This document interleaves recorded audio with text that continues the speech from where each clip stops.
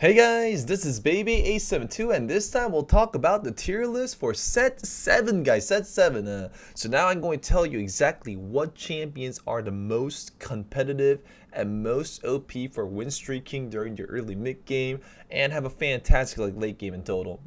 So we're going to start off with one cost, and amongst the one cost there's only two carries you need to consider. Number one is Israel and number two is Nilly. So how you start the game is you start with the bow start in the Cursal, right? And then you try to go for either statics for Israel, or you either go for like a Runans or Guinzus or any sorts of like a damage itemization for Nidalee, right? And then you can go for whatever you get, 2-star them, and build into a decent front line. And right now in set 7, Guardians are the most decent like a front line you can get. If you can't get Guardians, you can also use Bruisers like Tompkins or Skarner, but I recommend like a Leona and Thodic the best when you have the opportunity. So this is what you want to do for like a stage like a 2 and 3. Now once we get into next stages, amongst the two cost carries, there's only two main synergy routes you can take. Number one is the Mage Cavalier tech, and number two is the Warrior Bruiser tech. So if you go for a Warrior Bruiser tech, you can build into a Yone Shen and a bunch of Bruisers and just like mull down your enemies. And the best item for this is usually an Infinity Force, so this is an Horn itemization. The other items are very variant, so you can go for Titan Resolves, you can go for Runans, i.e. Bloodthirster, Hand and Justice, Guinzus onto the Yone, and you can just use that to save HP during the mid game. For Lilia and Nami, you usually want to spam ults like mana, so Shojins and Archangels for delayed fight is usually very nice. You can also choose to go for Hex and Gunblade if you wish to make Lilia your main carry. And this is what it looks like for 2 cost like carries, if you chose to go for like a 2 cost carry route. Now, it gets a bit more trickier once we get into 3 cost carries, because right now, I did recommend Elise, Ryze, and Olaf, but Elise right now got nerfed hard right before live. She no longer gains stacks. Of course, she still does a fair amount of damage, and she's the build-up process for Nidalee, so that's a very strong shapeshifter base, but she did get a lot weaker than she originally is, so she's kind of like very difficult to recommend. Ryze is decent, but not almighty. Ryze an okay carry as a build up for Aurelion Soul. Once you get the Mace Spat later, you can just move the itemizations onto Ryze, onto Aurelion Soul, or maybe like Alishin later into game. But it's very difficult to win during the mid game with Ryze. And Olaf is also quite nice, but he has his limitations since he is a melee unit. Usually he can't stand late game unless you get a 3-star Olaf very fast. So there are a lot of 3 cost carries, but I wouldn't really recommend most of them. It's just better to go for 1-2 cost build ups into 4-5 cost like finishers. But these are some examples of choices you can go for.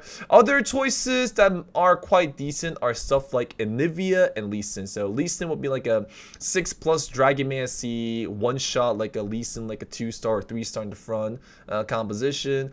And Anivia right now can actually abuse itemizations like the Revel Spat, so you can put Evokers, give her Shojins, give her Morellos, give her Revel Spat, and you can just watch her proc and one-shot like enemy teams at once too. So these are 2 niche like a 3 cost like a carry like a comps that I can also recommend. That's not that bad either. And the most important like a deck I would recommend is usually really these 4 costs, 4 and 8 cost. The 4 dragons right now, since this is all about dragons, the set is called Dragonlands, are very powerful units that you can accommodate into the set. Shio, Yu, Siphon are AD carries. You want to give them damage items so they one-shot the enemies, and after they one-shot, they can heal back the damage off. That's why I recommend stuff like Ai and Deathblaze. Deja is a long-range attack speed like a carry. She does AP damage mostly. You want to give her itemization like Guin so she can scale and rely on the Mirage synergies to do work. And Idas is just a tank.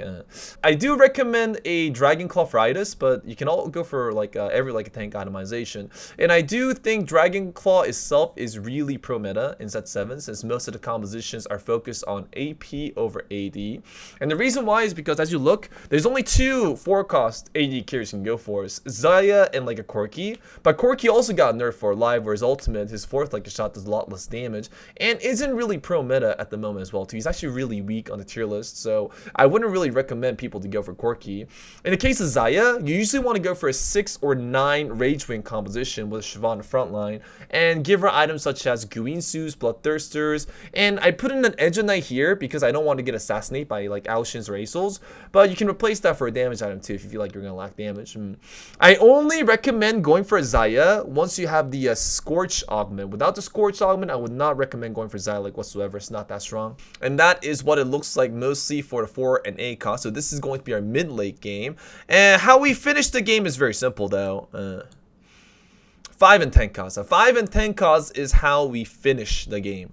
There are 3 carries that we can go for. Number 1 is Aurelion Soul. Aurelion Soul is top dog. Then is Aoshin, and then it is going to be Yasuo. In the case of Aurelion Soul, we do want her to spam ults fast, so we give her a Mage Spat. That is her ultimate win condition, and a Hextech Gunblade, so she heals herself and her teammate.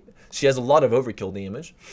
The third itemization can be something like maybe like a Shojin's or another damage itemization, or maybe a survivability item depending on the case. In the case of Aoshin, the only item that you need is Shojin's for the extra mana. There's nothing else that you need in particular.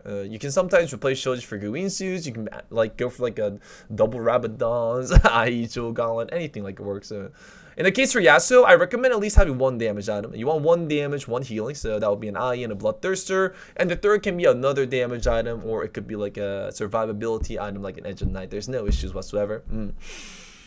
Alright, this is what set 7 is going to look like. This is our 1 cost and 2 cost build up into a 4-8 or 5 cost build up, 10 costs as well too. There's so many cost units now, and that's how it's probably gonna see. If there are any changes in the meta or any like OP decks that comes along the way, I'll be sure to like update on my channel.